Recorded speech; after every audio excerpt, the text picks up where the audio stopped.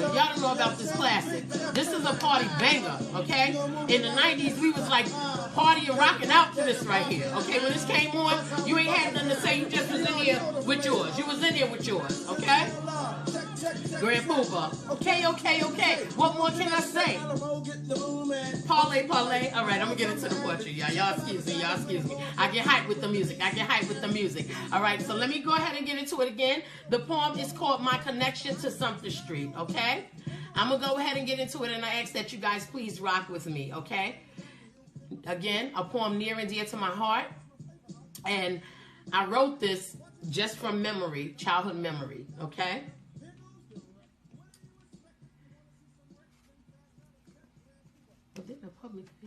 Okay.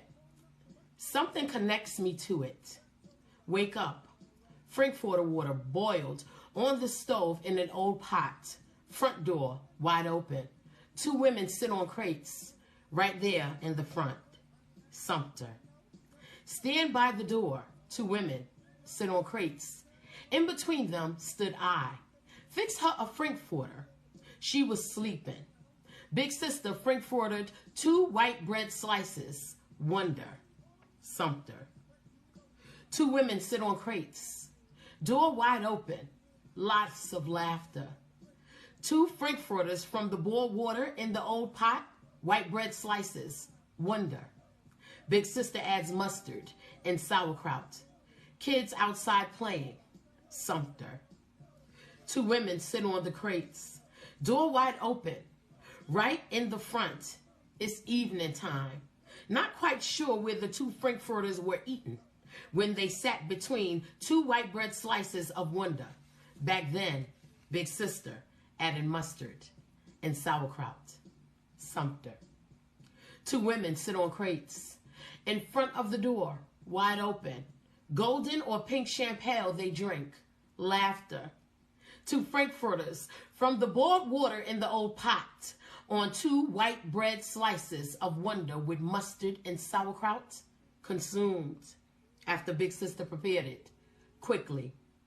While kids were at play, before much laughter of 2 women that sat on the crates in the front of the wide open door with golden or pink champagne they drank.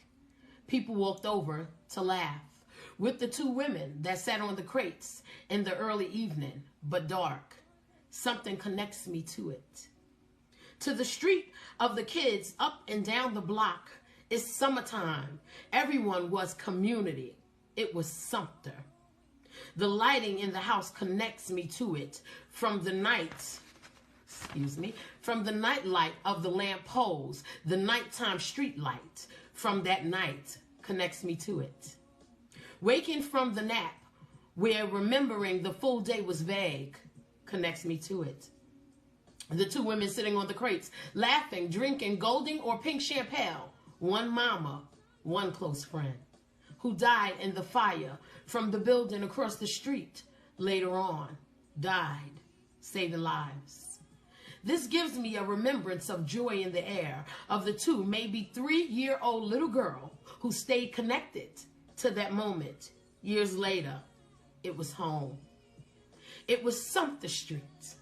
The joy of the night has always been my go-to during my midnight. I never shared my connection to it. Sumpter gave me my adult courage to do it. Eventually, I got to play too. Before Mama said, time to go in, the night was through. Sumpter Street, I stay connected to it. That's it. That's it. That was a good time. And yes, I was about 2 or 3 years old when that happened, and I remember it. Always all my life, you know, it was just a moment that I go to in my heart, you know, when I think of a happy place, you know, I always remember that. And I have a unique memory, you know, I have a very photogenic memory. I have a memory like a computer. I can remember almost anything, anytime, any place. Not always in the specifics of the date or specific time, but I do remember the moments. They never leave me. This was a time when all people was a part of a community.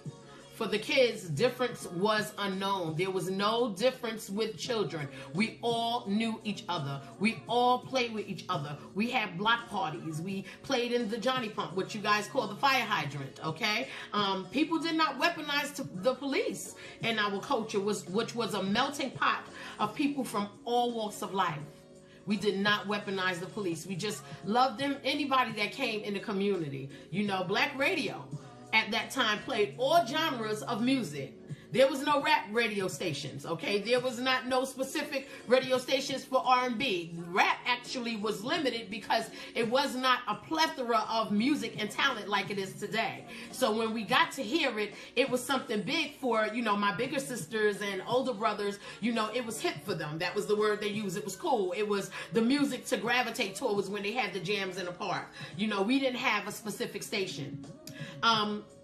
Even gospel didn't have a specific station unless you accidentally tuned into AM frequency, which I don't even think exists anymore. AM frequency, and most of that was by accident. You know, when you were looking for like a 1010 Winds, that was New York information and news radio, or the men were looking for sports. You know, they couldn't be home and sit in front of the TV, so they would get together on different corners in front of the bodegas and listen to sports radio on AM frequency radio. It was that time. Jazz radio here in Atlanta started in the 70s, the late 70s. And I think CD 101.9 was the #1 jazz radio station in New York City that may have started in the 70s too. I couldn't find all of the information for that particular station, but they eventually went away. I learned about some of the jazz greats really, really young, listening to that radio station, who my brother would play it secretly from his friends because he played the drums and he didn't want people to think that he was uncool. So every now and again we would ridicule him and laugh at him for listening to the uncool music, but I was earjacking and I would get that good music. That was Monica, honey. Classic. Atlanta classic. I played that because this was the first R&B singer in my generation, Monica, that connected me to Atlanta. So I wanted to put that on there because she is our legend today, okay? And she came with that, and it was just the song for us young women to hear. She kind of knew what we were feeling, you know? She kind of related to us in that song. And then we had Eric B. and Rakim. Shout out to College Park, College Park, Georgia, excuse me, for Monica, our legend. Beautiful Monica. Thank you for your contribution to our music history, and still giving, okay? Still can sing, still got riffs and runs for days, okay? And then start into church, as they originally used to start before they touched the mic and did R&B music. Yes, they did. She is evidence of that, okay? So yes, make it seem like it. Oh, if you know about the block parties and you was from New York, or even if you had any community, you know, in the African American culture, you know, you had some hip hop that pumped, you know, and everybody put their beef away and picked up their 40s. Some was Chiba, and they played Eric B. and Rakim. That's back when the DJ, okay, was the main thing in the group. He was the main thing. The MC just bigged up the DJ. So this is Eric B. for president. Shout out to legendary Eric B. and Rakim. I did see them on the Hip Hop Awards on BET. Okay, shout out to them. They are legends. I don't know where you all are, but if you know anything about real hip hop music, when they was laying it down for the streets, you know about Rakim. A lot of people took their style and their lyricism from Rakim. He is a legend, okay? If you don't know about him and you listen to hip-hop, or you dare to say you know hip-hop, please do your due diligence and look up the legend Rakim. That's all I'm saying. Okay, Eric B. and Rakim. Okay, now listen. All the music that played back then, okay, was limited to certain stations, okay? African American music, music of any culture, you know, anything that related to Latino music or African American music, you know, anything that related to urban music, the urban sound, it was limited to stations. I grew up with 98.7 Kiss FM, which is no longer, I don't think, in New York, you know, but that was the station that you went to. Matter of fact, if I'm not mistaken, I think Wendy Williams, legend in communications and media, okay? Shout out to Wendy Williams. I love her, okay? She was the reason in Oprah and Barbara Walters why I majored in communications as well.